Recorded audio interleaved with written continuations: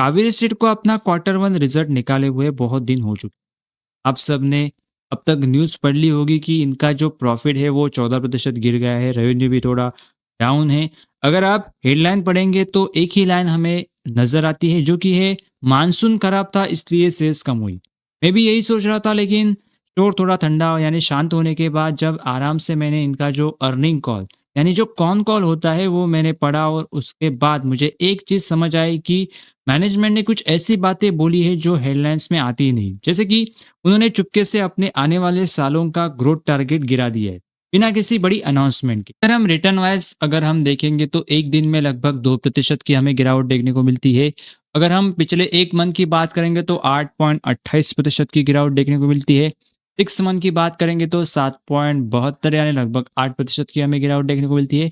Year to date की बात करेंगे तो 22% शेयर टूट चुका है, और अगर हम एक साल की बात करेंगे तो 34.23% की हमें गिरावट देखने को मिलती है। यानी अगर पिछले साल से अगर कंपैरिजन करेंगे तो लगभग 34% गिरावट हो चुकी है। यानी किसी ने अगर एक साल पहले अगर इस स्टॉक में अगर इन्वेस्ट किया होता तो ये लगभग अभी 34% के लॉस में बैठा हुआ है। तो सीधा हम कौन कौन की तरफ बढ़ते हैं। सबसे पहली और बड़ी दिक्कत जो कौन कॉल में उठी है वो थी इनकी इन्वेंटरी। एक इन्वेस्टर ने सीधा सवाल पूछा है कि आपके गोदाम में यानी इनके जो वेयर हाउस में 1200 करोड़ रुपए का माल क्यों पड़ा है। जरा सोचो दोस्तों, एक कंपनी जितना साल भर में कमाती है लगभग उतना ही माल तो इनका गोदाम में यानी इनका जो वेयर हाउस है उसमें रखा गया है। मैनेजमेंट ने यह कहा है कि yes, compare to last year we have रफली 200 crore of more inventory when compare to last year. That is because of we anticipated a good season and good growth this year because of the El Nino effected and the delay rains scattered rains year and then that has impact the sales. Is that a part and parcel of the business? We will manage the inventory, and the inventory is pretty much sold properly.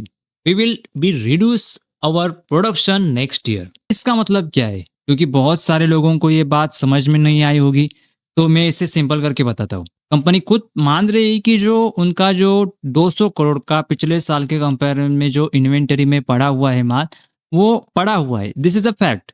But इसका जो कारण उन्होंने बताया है कि उन्होंने anticipate यानी मतलब उन्होंने सोचा था कि जो ये सीजन है वो अच्छा जाएगा, और दिस ईयर मतलब इस ईयर हमें अच्छी ग्रोथ देखने को मिलेगी, लेकिन बारिश की वजह से यानी अनलिनो की इफेक्ट की वजह से इनके जो सेल्स में हमें इम्पैक्ट देखने को मिला और सेल्स इनकी डाउन साइड हो गई।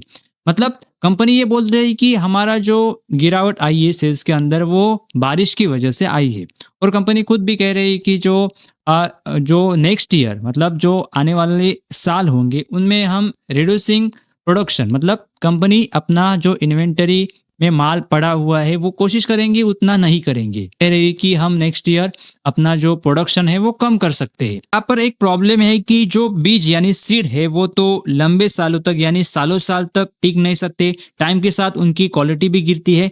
यानी कंपनी का एक बहुत बड़ा कैपिटल अभी लॉक हो चुका है उस पॉइंट पर जहां बारिश वाला बहाना थोड़ा कमजोर पड़ गया। कॉल में एक बहुत ही शार्प सवाल आया कि अगर बारिश पूरे इंडिया में कम थी तो बायर और अद्वैंता जैसी दूसरी बड़ी कंपनीज का मक्का यानी कौन का बिजनेस 20% तो बढ़ गया, जबकि कावेरी सीड का 40% गिर गया।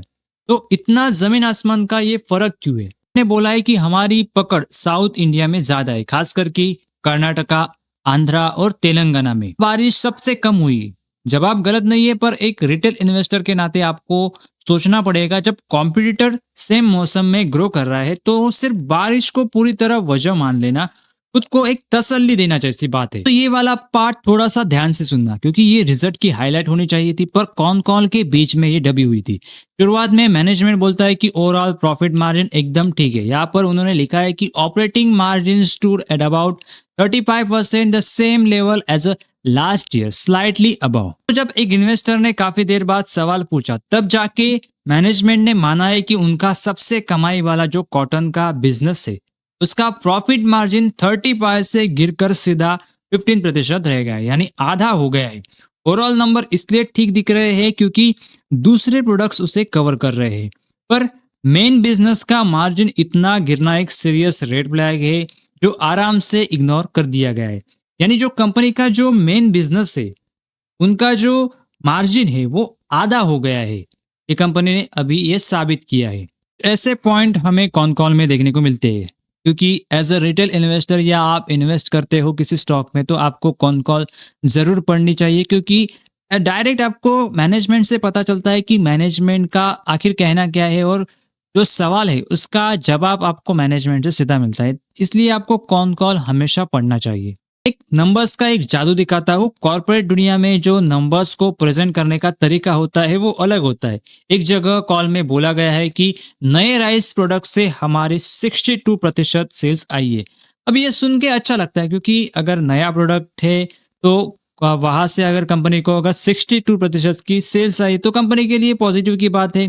तो 10 मिनट के बाद क्लैरिफाई किया जाता है कि पूरे राइस बिजनेस में नए प्रोडक्ट का हिस्सा सिर्फ 20 से 25% है। यहाँ पर एक इन्वेस्टर ने यहाँ पर पूछा है कि glad my question will not stand because I was about to ask you that 62% of the sales would come from the new products. यानी उनका कहना था कि क्या ये जो आपने राइस का न्यू प्रोडक्ट्स लॉन्च किया है, क्या वहां से 62% का कंट्रीब्यूशन यानी सेल्स आती है?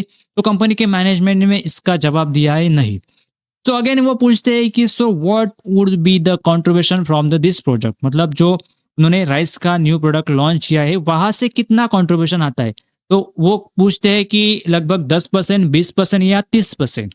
तो कंपनी की मैनेजमेंट बोलती है कि इट शुड बी बिलो 20-25%।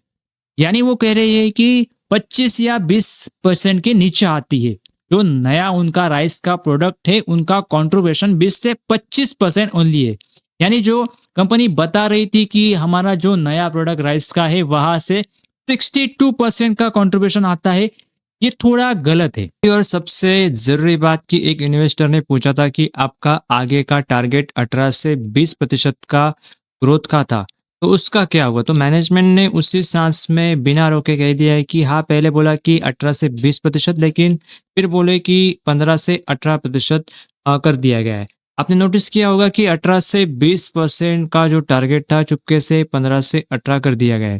ये दिखाता है कि कंपनी को खुद अपने आने वाले क्वार्टर्स को लेकर पहले जितना कॉन्फिडेंस नहीं रहा है, और वैसे भी खुद उन्होंने माना है कि 2015 में भी उनका प्रॉफिट 300 करोड़ का था, और आज 10-11 साल के बाद भी वही अटका हुआ है। ये नहीं कह रहा हूँ कि कावेरी सीड कोई डूबती हुई कंपनी है। इनके पास 267 करोड़ का एक अच्छा कैश पड़ा हुआ है बुक्स पर, और एक्सपोर्ट भी बढ़ रहा है।